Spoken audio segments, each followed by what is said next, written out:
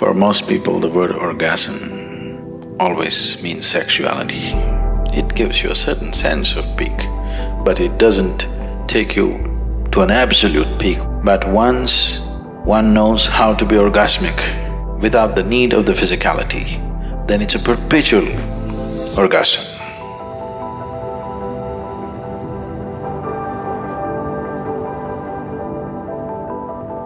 Generally, for most people, or at least in language, if not in experience, for most people the word orgasm always means sexuality, but that's not the fact. Essentially, an orgasm means an internalized ecstatic state. It is being used generally in language with relation to sexuality because unfortunately, for most people, they have known no other experience bigger than the physical intensity of sexuality, probably. Most people have not even known anything more than that. So they have started using the word orgasm for sexuality. The word orgasm means much more than that your whole organism has reached a certain peak. Sexuality doesn't do that. It gives you a certain sense of peak, but it doesn't take you to an absolute peak where every cell in your body will burst. So, it is… sexuality or sex is an inadequate activity to be described as an orgasm. It's inadequate. It is just that when physically one reaches a certain state of ecstasy, there is a limitation. But once one knows how to be orgasmic without the need of the physicality, then it's a perpetual orgasm. In India, we have a better word for this. We call this Ananda. Ananda is orgasmic. We described God as an orgasm. We said God is Ananda, Brahmananda. So when we say Brahmananda, what we are saying is, what you refer to as God is an ultimate orgasm. If you are sincere enough to look at life without the conditionings of the vested religious processes, essentially the only thing that a human being is looking for is ultimate state of pleasantness. He calls it kingdom of God, he calls it heaven, he calls it whatever. Essentially he is looking for an ultimate orgasm. He is not looking for anything else. So God has been described as Ananda, or God has been described as orgasm.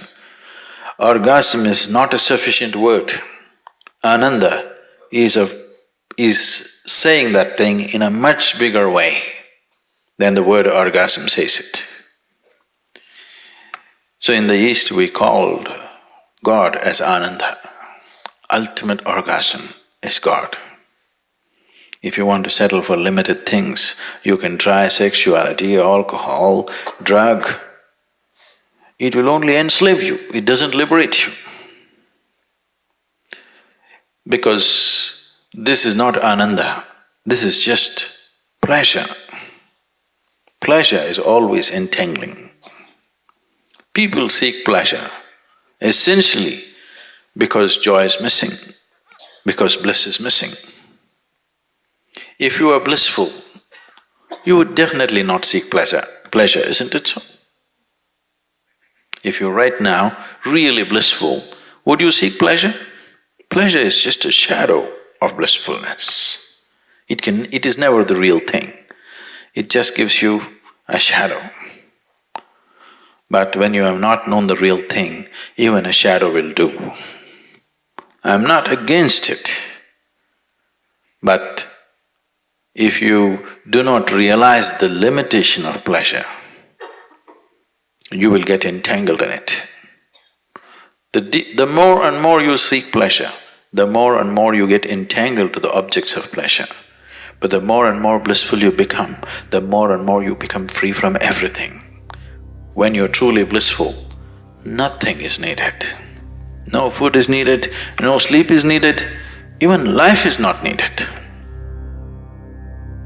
Actually, when you're truly blissful, you're willing to die. Please see this.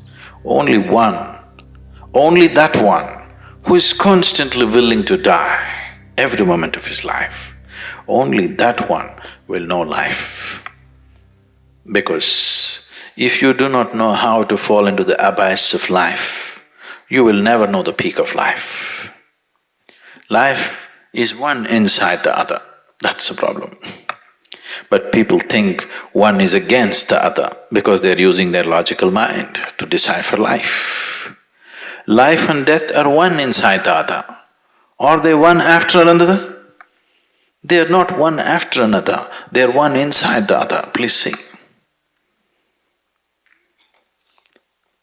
And only if you willing to fall into that abyss of death, you will know the peak of life.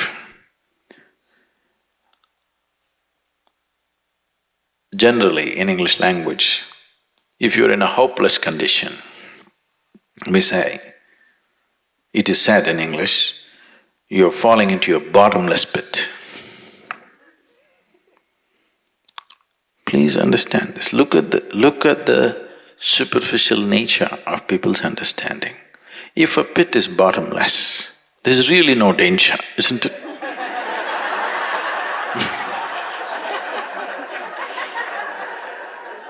It is the most wonderful thing. If something is bottomless and you fall into it, it is an eternal free fall. Only because there is a bottom, there is a problem.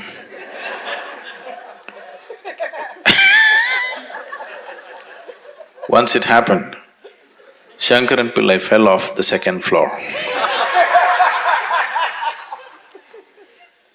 And he was hurt. People gathered around him and asked, "Did the fall hurt you?" He said, "You idiots, it's not the fall, it's the stopping."